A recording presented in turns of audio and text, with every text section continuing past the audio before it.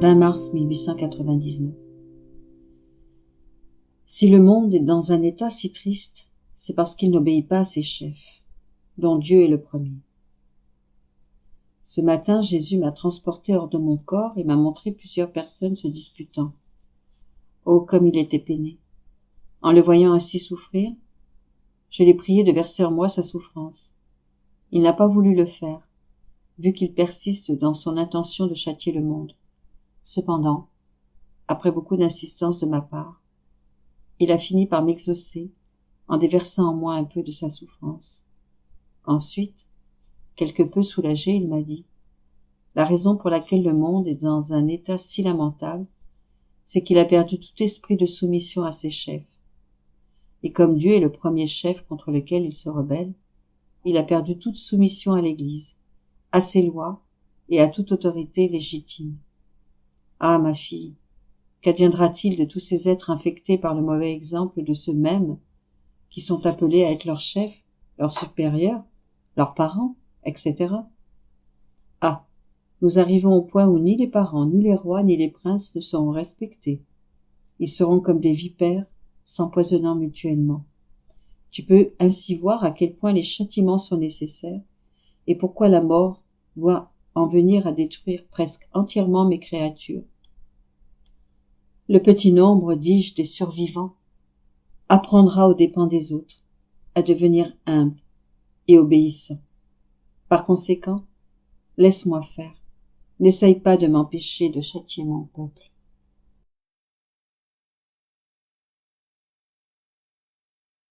«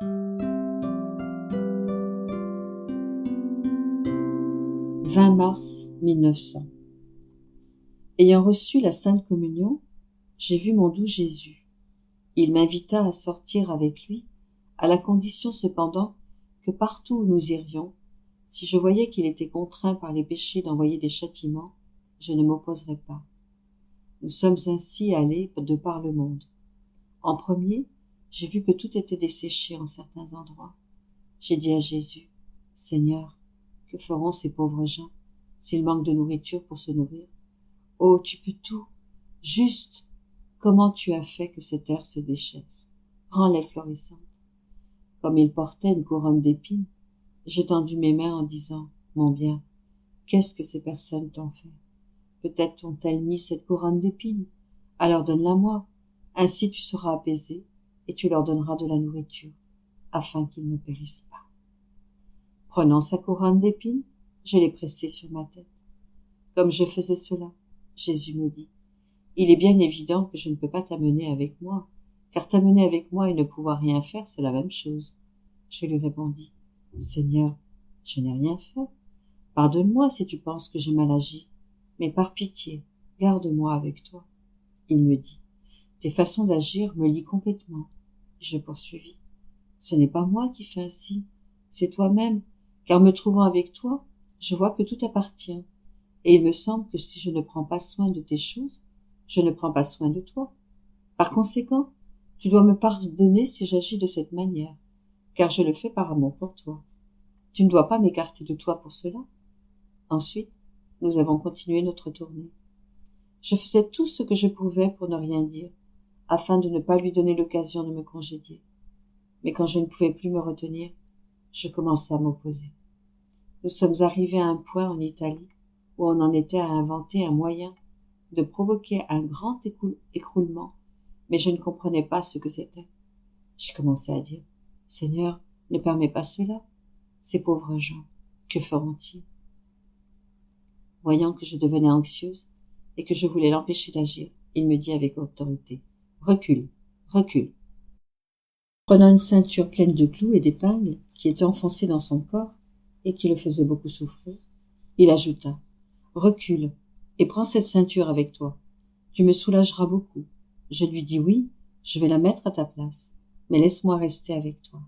Il ajouta: Non, recule. Il m'a dit cela avec une telle autorité que, incapable de résister, je suis retournée dans mon corps. Je n'ai pas pu comprendre ce qu'était cette invention.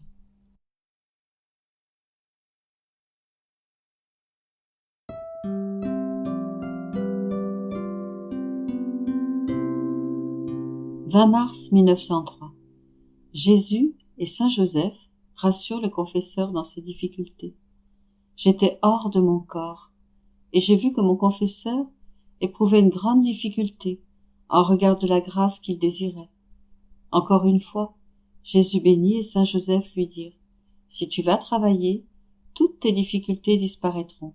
Elles tomberont comme les écailles d'un poisson. « 20 mars 1904. Tout découle de la foi. Ce matin, je me sentais toute découragée et aigrie par la perte de mon adorable Jésus. Pendant que je me trouvais dans cet état, il me fit entendre sa très douce voix en disant: tout découle de la foi. Celui qui est fort dans la foi est fort dans la souffrance. La foi fait trouver Dieu partout, le fait voir dans chaque action. Tout ce qui se présente est pour l'âme une nouvelle révélation divine. Donc, sois forte dans la foi. Car si tu es forte dans la foi, dans tous les états et circonstances, la foi t'administrera des forces et fera en sorte que tu sois toujours uni à Dieu. « 20 mars 1905. Le véritable amour et les véritables vertus ont leur principe en Dieu. Je poursuivais dans mon état habituel. Dès que Jésus béni vint, il me dit: ma fille, l'amour qui n'a pas son principe en Dieu ne peut se dire un véritable amour, et les vertus qui n'ont pas leur principe en Dieu sont de fausses vertus. En fait, tout ce qui n'a pas son principe en Dieu ne peut être appelé amour ou vertu.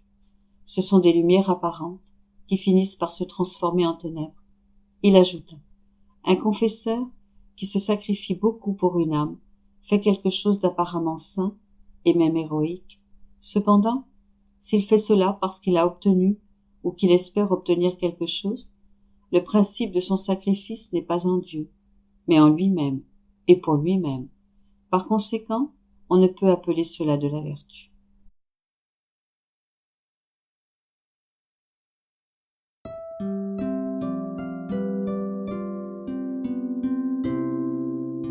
« 20 mars 1912.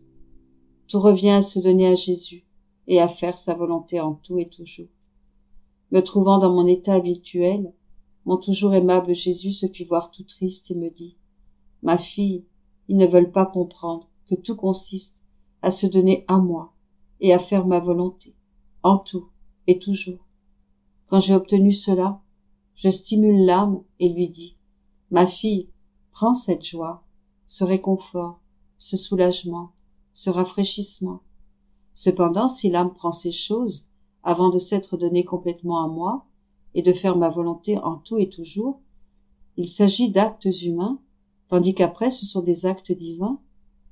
Comme il s'agit de mes choses, je ne suis plus jaloux et je me dis: si elle prend un plaisir légitime, c'est que je le veux. Si elle négocie avec des personnes, si elle converse légitimement, c'est que je le veux. Si je ne le voulais pas, elle serait prête à tout arrêter. Aussi je mets tout à sa disposition, puisque tout ce qu'elle fait, elle est fait de ma volonté, et non de la sienne. Dis-moi, ma fille, qu'est-ce qui t'a manqué depuis que tu t'es donnée à moi complètement? Je t'ai donné mes goûts, mes plaisirs, et tout de moi pour ton contentement. Cela dans l'ordre surnaturel, mais dans l'ordre naturel aussi, je ne t'ai laissé manquer de rien. Confesseur, communion, etc. Même plus, puisque tu ne voulais que moi. Tu ne voulais pas de confesseur si souvent, et comme je le voulais, tout en abondance pour celle qui voulait se priver de tout pour moi, je ne t'ai pas écoutée. Ma fille, quelle douleur je ressens dans mon cœur, en voyant que les âmes ne veulent pas comprendre cela, même celles que l'on considère comme les meilleures.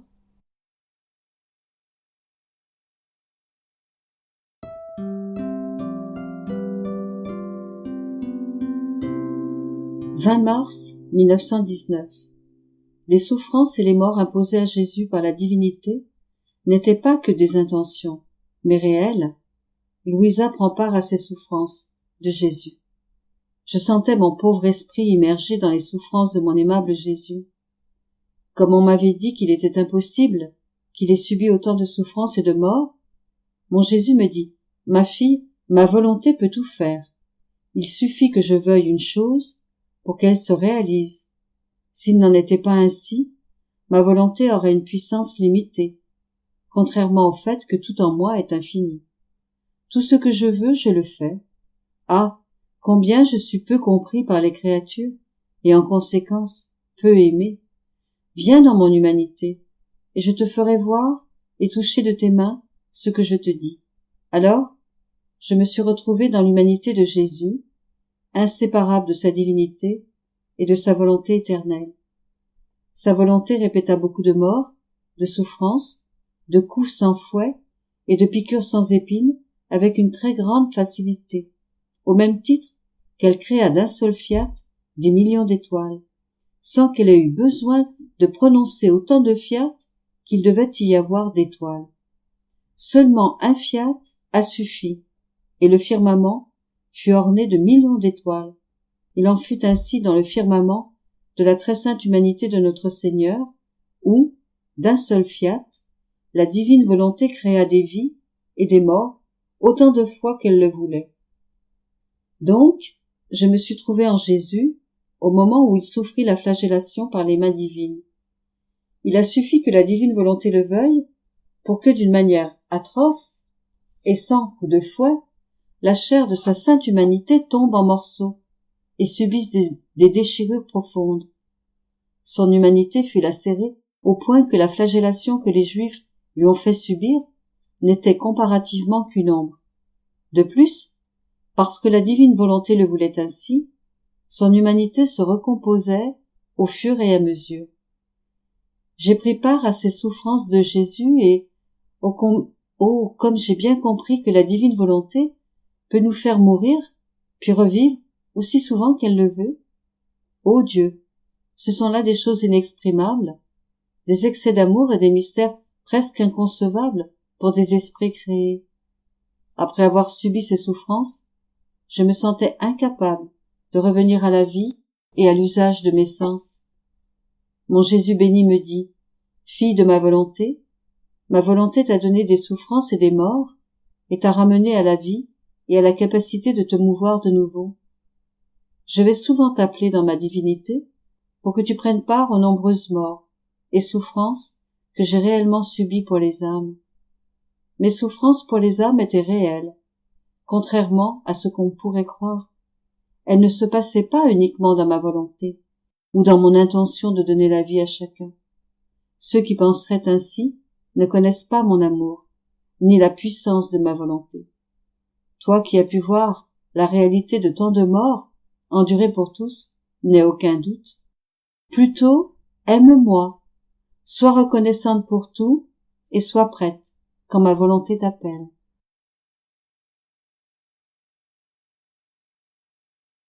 « 20 mars 1932 »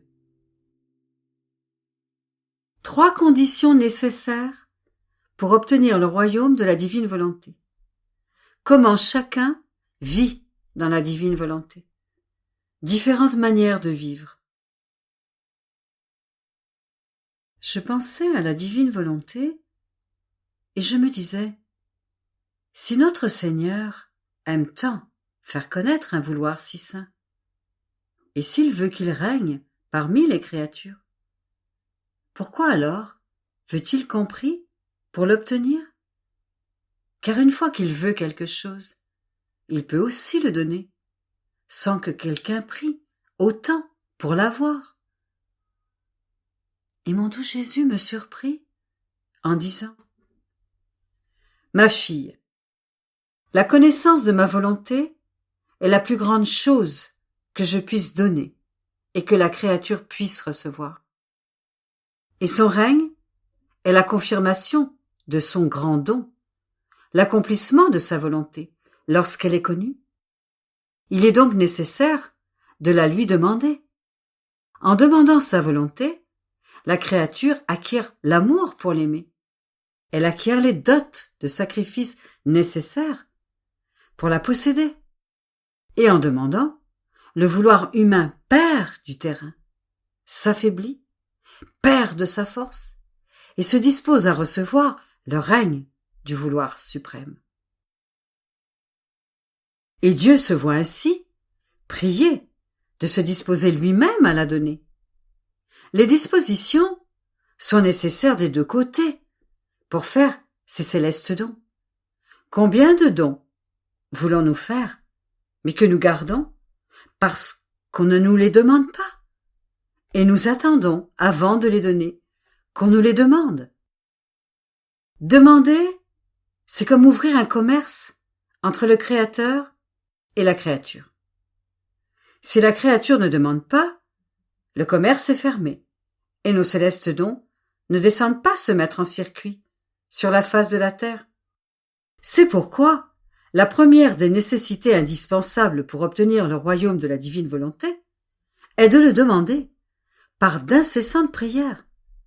Parce que, lorsqu'on prie, les petites lettres nous arrivent tantôt avec des sollicitudes, tantôt avec des supplications, tantôt avec un accord, ayant affaire à notre volonté, jusqu'à ce que la dernière arrive avec l'accord final.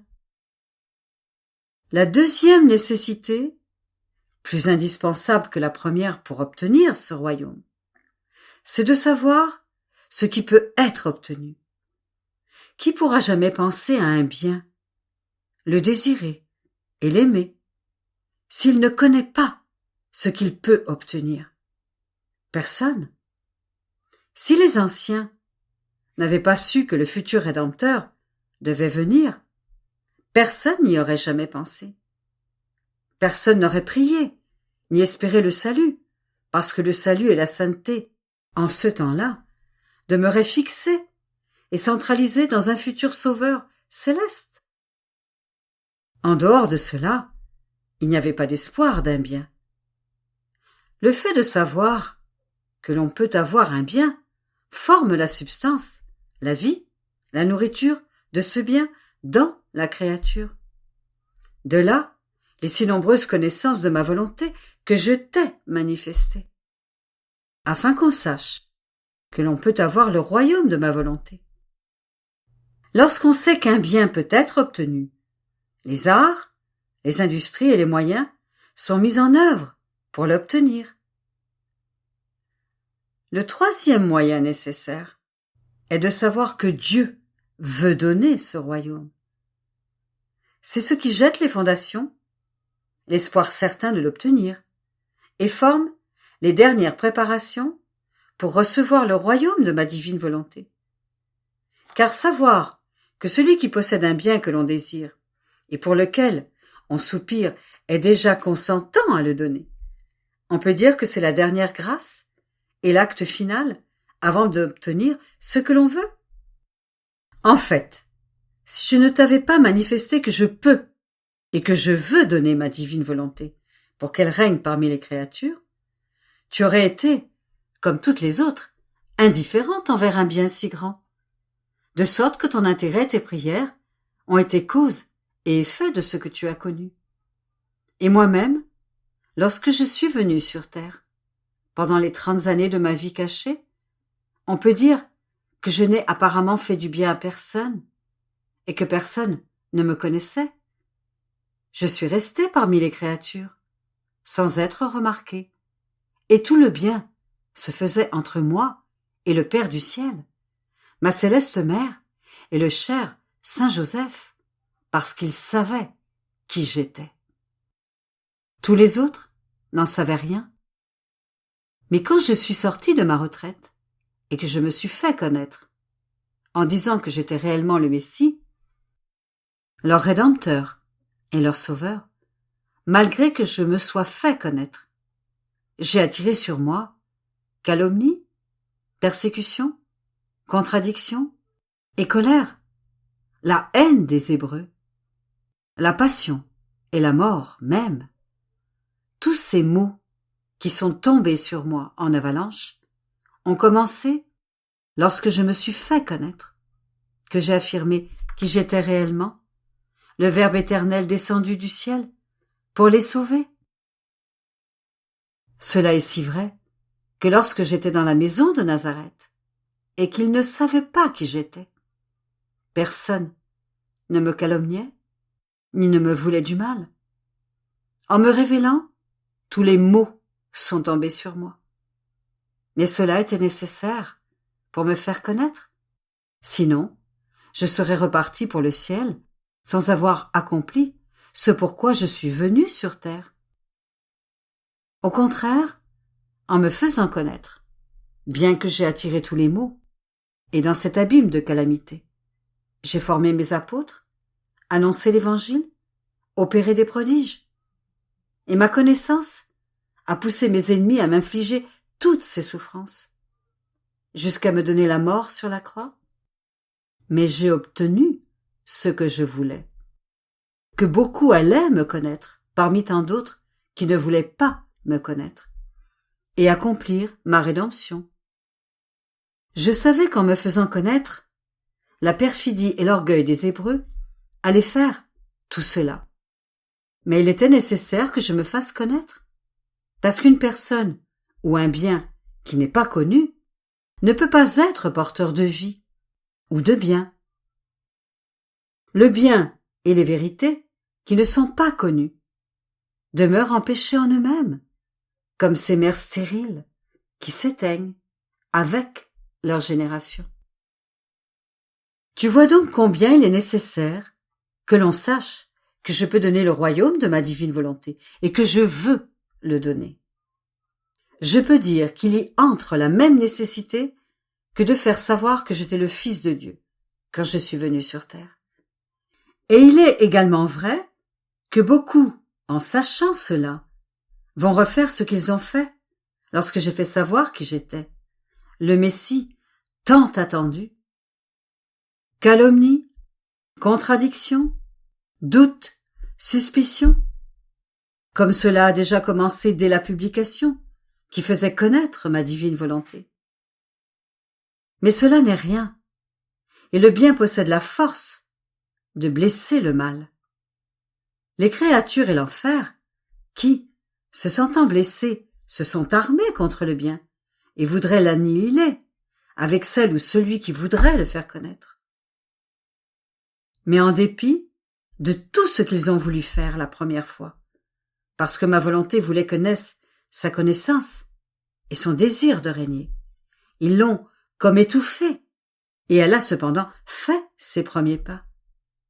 Et ce que certains n'ont pas cru, d'autres l'ont cru. Le premier pas appellera le second, puis le troisième, et ainsi de suite, malgré le fait qu'il ne manquera pas de gens pour soulever des contradictions et des doutes. Mais il est absolument nécessaire que l'on connaisse ma divine volonté, qu'on sache que je peux la donner et que je veux la donner. Telles sont les conditions, sans lesquelles Dieu ne peut pas donner ce qu'il veut donner, et sans quoi la créature ne peut pas le recevoir. Par conséquent, prie et ne cesse pas de faire connaître ma divine volonté. Les temps, les circonstances et les personnes changent. Ce ne sont pas toujours les mêmes. Ce que l'on ne peut pas obtenir aujourd'hui peut être obtenu demain, en dépit de la confusion de ceux qui ont étouffé un si grand bien. Mais ma volonté triomphera et aura son royaume sur la terre. Après quoi, je continuais à penser à la divine volonté et je m'abandonnais tout entière dans ses divins bras.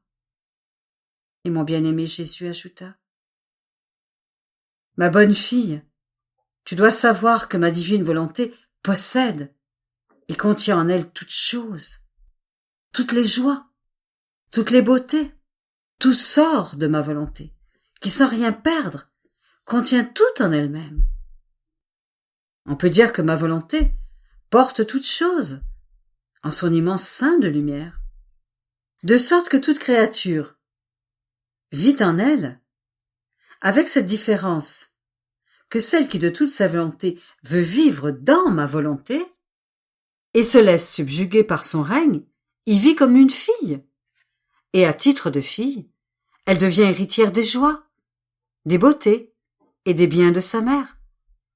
La divine volonté, de sorte que cette divine mère est totalement résolue à l'embellir, à l'enrichir et à faire la joie de sa fille. Par contre, la créature qui veut vivre de la volonté humaine et ne se laisse pas subjuguer par son règne, vit également dans cette sainte volonté, sauf qu'elle n'y vit pas en fille, mais en étrangère, et toutes les joies se convertissent pour cette créature en amertume, les richesses en pauvreté, la beauté en laideur, car vivant en étrangère, elle se sépare des biens que possède ma divine volonté, et mérite, avec justice, de ne rien posséder. Le vouloir humain qui la subjugue lui donne ce qu'il contient, passion, faiblesse et misère. Rien n'échappe à ma divine volonté, pas même l'enfer. Et comme ces créatures ne l'ont pas aimé dans leur vie, elles ont vécu comme des rameaux détachés, mais toujours à l'intérieur de ma divine volonté, jamais à l'extérieur. Maintenant, dans ces sombres présents, les joies, les bonheurs et les béatitudes de ma divine volonté sont convertis en souffrance et en tourment éternel. Par conséquent, la vie dans ma volonté n'est pas nouvelle, comme certains le croient. Tous vivent déjà dans ma volonté, les bons comme les méchants. Si l'on veut parler de nouveauté, c'est dans la façon d'y vivre. La créature qui reconnaît ma volonté comme un acte continuel de vie lui donne la suprématie dans tous ses actes, parce que la vie dans ma volonté est la sainteté de tous les instants que reçoit la créature. On peut dire qu'elle grandit continuellement en sainteté, mais une sainteté nourrie par ma volonté et qui croît avec elle, de sorte qu'elle ressent ma volonté comme une vie plus grande que sa propre vie. Par contre, la créature qui ne vit pas dans ma volonté, même si elle y demeure, ne la reconnaît pas dans tous ses actes, et elle vit comme si elle était éloignée et ne pouvait pas recevoir l'acte continuel de sa vie, bien qu'elle le reçoive. De cette manière, la sainteté de la vie dans mon vouloir n'est pas formée, et c'est au mieux une sainteté de circonstance, de sorte que ces créatures ne se souviennent de ma divine volonté que lorsqu'elles sont oppressées par un besoin, une peine, une croix, et c'est alors qu'elles s'exclament que la divine volonté soit faite. Et dans tout le reste de leur vie, où est ma volonté? N'est-elle pas déjà avec elles, qui contribue à tous leurs actes? Elle était là, mais les créatures ne la reconnaissaient pas. Il en est comme d'une mère qui vit dans son palais et qui a donné le jour à de nombreux enfants. Certains restent toujours autour de leur mère, qui infuse en eux ses nobles manières, les nourrit de bons et délicats aliments, les habille de vêtements convenables, leur confie ses secrets et les constitue héritiers de ses biens. On peut dire que la mère vit dans les enfants et les enfants dans la mère. Ils se félicitent mutuellement et vivent un amour inséparable. Les autres enfants vivent aussi dans le palais de leur mère, mais ne sont pas toujours autour d'elle. Ils trouvent leur plaisir à vivre dans les chambres éloignées de celles de leur mère, et n'apprennent donc pas ces nobles manières, et ne s'habillent pas convenablement. La nourriture qu'ils prennent leur fait plus de mal que de bien, et s'ils vont parfois vers leur mère, ce n'est pas par amour, mais par nécessité. D'où la grande différence entre les uns et les autres, bien que tous vivent dans le palais de la mère. Ainsi, chacun vit dans ma volonté, mais seul celui qui le veut vit de ma volonté, vit en elle, comme un enfant avec sa mère. Pour les autres, même s'ils vivent dans ma volonté, certains ne la connaissent même pas. D'autres y vivent comme des étrangers, et d'autres encore ne la connaissent que pour l'offenser.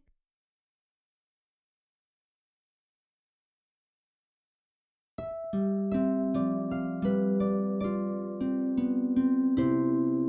20 mars 1938.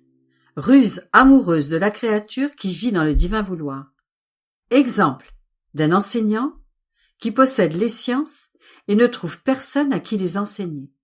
D'un riche qui ne trouve personne à qui donner ses richesses. Je suis entre les bras du Fiat qui aime tant sa créature bien-aimée, vivant en lui, qu'il la tient toujours serrée dans ses bras. Il l'aime tellement qu'il la tient toujours dans son mouvement incessant. Les plus petites distances, les moindres instants où il ne la sentirait pas dans sa propre vie, seraient pour lui le plus douloureux des martyrs d'amour. Et dans son chagrin, il lui dirait : « Ma fille, ne t'éloigne pas de moi un seul instant.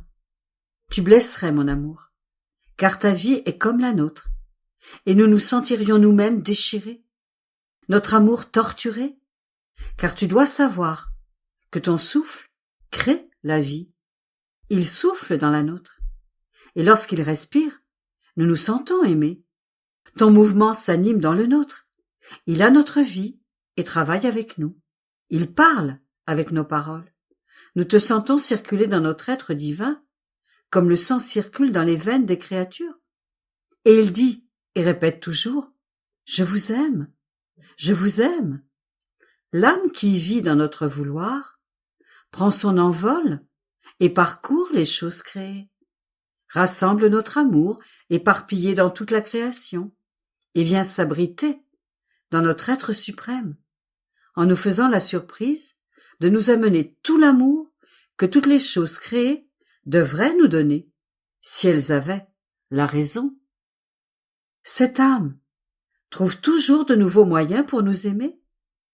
Parfois, elle va chez sa mère la reine pour lui demander tout son amour et nous faire la surprise de nous apporter l'amour de la grande dame en nous disant : je vous apporte l'amour de ma céleste maman pour vous aimer. Et combien nous sommes heureux. Il nous est impossible d'être sans celle qui vit dans notre vouloir. Ô divine volonté, combien d'amour et de puissance tu contiens pour celle qui vit en toi. J'étais si émerveillée que je ne savais plus quoi dire. Et mon bien-aimé Jésus, répétant sa petite visite, me dit, avec un amour indescriptible : ma fille, née et renée dans notre vouloir. Tu dois savoir que la vie dans notre vouloir contient des prodiges et des merveilles inouïes, au point d'ébranler les cieux tout entiers, et il s'incline avec révérence, parce que dans cette créature, nous pouvons déployer notre œuvre créatrice, nous pouvons déposer notre amour, nos délires d'amour, nos anxiétés, nos soupirs, notre volonté. Elle fera comprendre notre suprême majesté, elle nous fera aimer avec notre amour. Sans elle, nous sommes comme un enseignant qui possède toutes les sciences. Il pourrait communiquer ses leçons à toutes les universités, à toutes les écoles, mais il ne trouve même pas un seul élève qui veuille apprendre ces sciences. Quelle tristesse pour cet enseignant qui possède toutes ces sciences sans pouvoir faire comprendre la valeur des sciences qu'il possède. Oh, si cet enseignant pouvait trouver un seul élève qui accepterait d'apprendre ces sciences, il le prendrait sur ses genoux, il le garderait avec lui nuit et jour. Il sentirait que sa science ne mourra pas, mais vivra avec son élève. Il ne serait plus seul, mais aimé par l'élève à qui il donne ses leçons, et l'amertume de sa vie serait changée en joie. Telle est la situation de notre être suprême. Si nous ne trouvons pas celle qui vit dans notre divine volonté, nous sommes comme cet enseignant qui n'a personne à qui communiquer ses leçons. Nous possédons des sciences infinies, et nous n'avons personne à qui dire un seul mot, parce qu'il manque la lumière de notre vouloir, qui leur ferait comprendre ce que nous voulons leur enseigner. Au contraire, si la créature vit dans notre vouloir, nous nous sentons revivre en elle. Nous pouvons lui enseigner nos sciences divines, qui formeront la vie en elle. Elle comprendra notre langue et nos merveilles célestes. Elle nous aimera, comme nous voulons être aimés. Notre sort et le sien seront changés. Il n'y aura plus de solitude. La compagnie sera éternelle. Nous aurons toujours quelque chose à dire, et nous garderons celle qui nous écoute. Notre souffrance éternelle sera changée en joie et en festivité, parce que la créature vit dans notre vouloir. Mais si nous ne trouvons pas celle qui vit dans notre volonté, nous sommes comme celui qui possède d'immenses richesses et ne trouve personne à qui les donner, personne pour prendre ses biens. Pauvre homme, il est très malheureux, noyé dans ses richesses. Il souffre cruellement de solitude. Il n'y a personne qui l'aime, qui le respecte, qui lui dise un seul merci. Au contraire, il semble que tous le fuient et il ne trouve personne à qui donner ses richesses. Personne qui veuille les prendre. Sans compagnie, la joie meurt et il sent que ses biens et sa vie ne vivent pas dans les autres. Et cet isolement est sa plus grande amertume. Oh, combien de fois nous voulons donner, mais sans trouver personne à qui donner. Ne pas faire notre volonté, c'est nous fermer les portes, nous empêcher d'entrer, nous garder à distance et s'entourer soi-même de misère, de faiblesse et des plus horribles passions. Que la vie dans notre vouloir puisse éveiller des merveilles en chacun et nous émerveiller nous-mêmes de pouvoir mettre l'infini dans le fini, l'immensité dans la petitesse.